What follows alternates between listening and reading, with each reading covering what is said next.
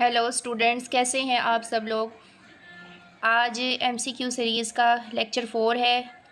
शुरू से लेकर एंड तक इस सीरीज़ में जो क्वेश्चंस शामिल किए गए हैं वो कम्पिटिटिव एग्ज़ाम में आते रहे हैं और नेक्स्ट भी ऐसे क्वेश्चन बार बार रिपीट होते रहेंगे। चलिए जी, तो शुरू करते हैं आज का लेक्चर।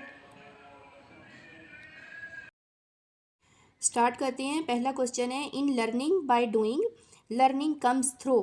क्वेश्चन नंबर 31 है। इससे पहले के क्वेश्चन इससे पहले वाली वीडियोज़ में अपलोड हो चुके हैं। In learning by doing learning comes through. Learning by doing में लर्निंग कहाँ से आती है? स्किल्स से आती है, ऑब्जर्वेशन से आती है, इमिटेशन से आती है या थ्योरीज से आती है। तो लर्निंग बाय डूइंग के लिए सबसे पहले हम देख लेते हैं कि लर्निंग क्या चीज़ है। लॉ ऑफ लर्निंग क्या कहता है? Law of learning says it's strengthen when associated with pleasant or satisfying feeling, weaken when unpleasant. कि जब इसका जो रिज़ल्ट होता है वो सेटिस्फाइंग होगा तो वो स्ट्रेंथन हो जाएगी फीलिंग, और जब अनसेटिस्फाइंग होगा तो फिर वो फीलिंग क्या हो जाती हैं? अनप्लेजेंट हो जाती हैं, वो वीक हो जाती है, वो लर्निंग वीक हो जाती है, वो प्रोसेस वीक हो जाता है। तो इसमें होगा ऑप्शन ए। स्किल होगा। In learning by doing learning comes through. Learning जो है वो स्किल्स के ज़रिए से आ जाती है। यहाँ पे लर्निंग की आपको थ्योरी और डेफिनेशन बता दी है। इसके अलावा लर्निंग के बहुत सारे मेथड हैं जो कि इससे पहली वीडियो में डिस्कस हो चुके हैं। अगर किसी को कम्प्लीटली उनकी रिवीजन चाहिए तो इससे पहले वाली जो वीडियो अपलोड हो चुकी है उसको रेफ़र कर सकते हैं। Learning by trial and error होती है, जिसमें इंसान बार बार ट्राई करता है या ऑर्गेनिज्म बार बार ट्राई करता है, और जब वो फेल होता है तो फिर वो दोबारा से शुरू कर देता है ट्राई, फिर ट्राई शुरू कर देता है और अल्टीमेटली वो अपने गोल को अचीव कर लेता है। थ्योरी ऑफ इमिटेशन थी लर्निंग में। इसमें क्या होती है कि नकल होती है, किसी दूसरे एक ऑर्गेनिज्म दूसरे ऑर्गेनिज्म की नकल करता है और फिर एक एक्शन परफॉर्म करता है। और इसके बाद इमिटेशन थ्योरी बाय प्लेटो हमने देखी थी। लर्निंग बाय इनसाइट देखी थी, जिसमें माइंड में इंसान के इन्फॉर्मेशन होती हैं या ऑर्गेनिज्म के माइंड में पहले से जमाशुदा इन्फॉर्मेशन होती हैं, उनकी मदद से फिर वो एक प्रॉब्लम को सॉल्व करता है, ये एक सिचुएशन का जो है वो हल निकालता है, अपना गोल अचीव करता है। इसके अलावा हमने देखी थी लर्निंग बाय डूइंग, जिसमें वो करने से सीखता है। ये सब चीज़ें हम ऑलरेडी डिस्कस कर चुके हैं। नेक्स्ट क्वेश्चन देखते हैं, विच of the following is decided in learning by doing. Learning by doing में क्या क्या चीज़ें डिसाइडेड होती हैं? गोल टू अचीव, गोल को डिसाइड कर लिया जाता है। डिफ़िकल्टीज़ को देख लिया जाता है। स्किल्स नेसेसरी, जो नेसेसरी स्किल्स होती हैं उनको देख लिया जाता है, या फिर ऑल ऑफ अबव। इसमें होगा all of above. In case of failure in learning through doing an individual is able. In case of failure in learning through doing, an individual is able to remove the present error, to know new things, to adopt new attitude. All of above. तो इसमें क्या होगा? All of above होगा। Learning is the process of change in. Learning क्या होता है? कैसा process होता है? किस चीज़ में चेंज आता है? बिहेवियर में चेंज आता है, एटीट्यूड में चेंज आता है, skill and increase in skills, ये ऑल ऑफ अबव। तो इसमें हमें देखना होगा कि बिहेवियर और एटीट्यूड ये क्या चीज़ है। बिहेवियर और एटीट्यूड, इनमें फ़र्क क्या है? जब भी हम इस क्वेश्चन को सॉल्व कर सकते हैं। बिहेवियर इज़ एन एक्शन और reaction that occurs in response. जब कोई स्टिमुलाई होता है उसके रिस्पॉन्स में जो आप एक्शन करते हैं उसको हम बिहेवियर कहते हैं। और एटीट्यूड क्या होता है? Is a feeling or opinion of approval or disapproval toward something. जब कोई स्टिमुलाई होता है उसके रिस्पॉन्स में आपके अंदर जो फीलिंग जनरेट होती हैं उसको हम एटीट्यूड कहते हैं। तो एटीट्यूड जो होता है वो फीलिंग है, और बिहेवियर क्या है? फीलिंग के बाद जो नेक्स्ट स्टेप होता है, मतलब एक्शन, उसको हम बिहेवियर कहेंगे। ठीक हो गया? क्लियर हो गया? तो स्किल एंड, तो ऑप्शन ए है बिहेवियर, ऑप्शन बी है एटीट्यूड, ऑप्शन सी है skill and increase in skills, या ऑल ऑफ अबव। तो लर्निंग से क्या आएगा? फीलिंग्स भी आएंगी, एक्शन भी आएगा और स्किल्स भी आएंगी। तो ये ऑप्शन डी होगा। Which of the following is not included. इनमें से कौन in law of learning? Question है, which of the following is not included in law of learning. इनमें से कौन सा है जो लॉ ऑफ लर्निंग में नहीं आएगा? हम देख लेते हैं कि इसमें लॉ ऑफ रेडीनेस क्या है। लॉ ऑफ रेडीनेस दिया था थॉर्नडाइक ने, और उसने कहा था कि learning can only take place when a person is ready to learn. कि जब एक पर्सन रेडी होता है ना लर्न करने के लिए, जब भी वो लर्न कर सकता है। अगर वो रेडी नहीं है तो वो लर्न नहीं करेगा। उसके बाद है law of modification. Law of modification क्या कहता है? ये दिया था स्किनर ने, और ये इसकी डेफिनेशन में है कि ये a type of behaviour, he says that it is a type of behavior that behavior can be shaped through reinforcement। कि बिहेवियर जो होता है वो री-इन्फोर्समेंट से शेप होता है। कैसे शेप होता है?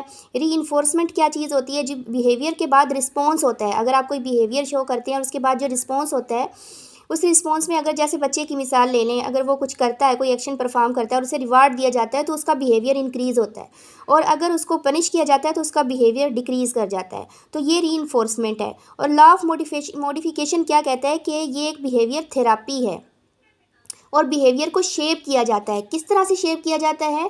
उसको रीइंफोर्समेंट से शेप किया जाता है। और रीइंफोर्समेंट क्या होती है?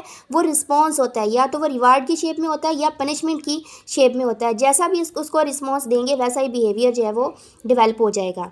अच्छा, थर्ड है law of exercise. Law of exercise क्या कहता है ये देख लेते हैं। Behaviour is more strongly established through frequent connections of stimuli and response. मतलब ये आसान लफ्ज़ों में कि हम उसको बार बार जब एक्सरसाइज करेंगे, जब उसकी मशक करेंगे तो वो लर्निंग जो है हमारी मजबूत हो जाती है। ठीक है, नेक्स्ट है law of effect. Law of effect क्या कहते हैं? अच्छा, ये लॉ ऑफ एक्सरसाइज, ये क्वेश्चन भी आ सकता है कि ये दिया किसने था? ये थॉर्नडाइक ने दिया था। फिर लॉ ऑफ इफेक्ट है, ये किसने दिया था? ये एमसीक्यू भी आ सकता है, ये भी थॉर्नडाइक ने दिया था। लॉ इफेक्ट कहता क्या है? लॉ इफेक्ट कहता है कि those behaviour responses that are followed by satisfying result were most to become a pattern and occur again and again. यानी कि ऐसे बिहेवियर जो हैं पक्के हो जाते हैं और बार बार वही होते हैं, वही रिस्पॉन्स होता है अगर उनका जो रिज़ल्ट है वो सेटिस्फाइंग हो। मतलब कि किसी काम से सेटिस्फेक्शन जब मिल रही होती है तो वो फिर बिहेवियर जो है वो इंक्रीज़ हो जाता है। अच्छा, इसमें क्वेश्चन क्या था कि विच of the following is not included in law of learning. तो ये जो चारों डिस्कस हो चुके हैं, law of readiness, law of exercise, law of effect, ये तीनों के तीनों जो थे ना, ऑप्शन ए, सी और डी, ये थॉर्नडाइक ने दिए थे और ये रिलेटेड हैं लॉ ऑफ लर्निंग से।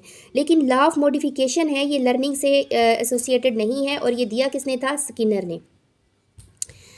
नेक्स्ट देखते हैं, learning can not become meaningful unless an individual is not. कब तक वो नहीं होती मीनिंगफुल? जब तक वो फिज़िकली प्रिपेयर्ड होगा, मेंटली प्रिपेयर्ड नहीं होगा, इमोशनली प्रिपेयर्ड नहीं होगा। तो इसका होगा ऑप्शन डी। तीनों ही तरीक़ों से वो प्रिपेयर्ड जब होगा तो जब भी वो लर्निंग करेगा। Which of the following has a significant role in the learning process. किस चीज़ का सिग्निफिकेंट ख़ास रोल होता है लर्निंग में? डिज़ायर का, नॉलेज का या मेंटल लेवल का? तीनों का ही होता है। रेडीनेस रेफर टू, अभी हम लॉ ऑफ रेडीनेस भी पढ़ चुकी हैं। मेंटली प्रिपरेशन फॉर लर्निंग, या increase in pace of learning है, रिमूवल ऑफ हिंड्रेंस है, या बोथ है, ए और बी। तो इसका होगा ऑप्शन ए। ये क्वेश्चन मैंने पहले से सॉल्व करके रख लिए हैं ताकि इनको सॉल्व करने में और समझाने में आसानी हो। विच of the following learning can be durable and effective. इनमें से कौन सी लर्निंग है जो ड्यूरेबल भी हो सकती है, इफेक्टिव भी हो सकती है? That is not back up by enough practice. Following learning cannot, which of the following learning cannot be durable and effective? That is not backed up by enough practice। जिसमें enough practice कर लेंगे तो वो durable हो जाएगी, जिसमें नहीं करेंगे वो ड्यूरेबल नहीं होगी। That is backed up by motive, जो मोटिव से होगी वो भी ड्यूरेबल होगी। जिसके पीछे पुश होगा बैक पे तो वो भी ड्यूरेबल होगी। That is not followed by pleasant result, जिसका प्लेजेंट रिजल्ट नहीं ना होता, बाज़ का अनप्लेजेंट रिजल्ट होता है, वो चीज़ भी याद रह जाती है, ड्यूरेबल रह जाती है। क्वेश्चन नंबर 40 है, if the result of an activity are pleasant. अगर किसी का प्लेजेंट होगा रिजल्ट तो वो क्या होगा? Law of exercise become effective या लर्निंग बिकम ड्यूरेबल। तो जिस एक्टिविटी का रिजल्ट प्लेजेंट होगा वो भी ड्यूरेबल हो जाती है, तो इसका होगा option B, learning become durable. चले जी, तो आज का ये लेक्चर के इतने ही क्वेश्चन थे। अगर अभी तक सब्सक्राइब नहीं किया है चैनल को तो सब्सक्राइब कर लें ताकि अपकमिंग वीडियोस आपको मिलती रहें, और ख़ुद भी पढ़िए और दोस्तों के साथ भी शेयर कीजिए और लाइक ज़रूर कीजिए, क्योंकि जब आप लाइक करती हैं तो फिर एक किस्म का पुश मिल जाता है, एक किस्म का मतलब कि इंसान के अंदर मोटिवेशन आ जाती है कि वो नेक्स्ट उसका दिल करता है काम करने के लिए। चलिए जी, मिलते हैं फिर नेक्स्ट वीडियो में। अल्लाह हाफिज़।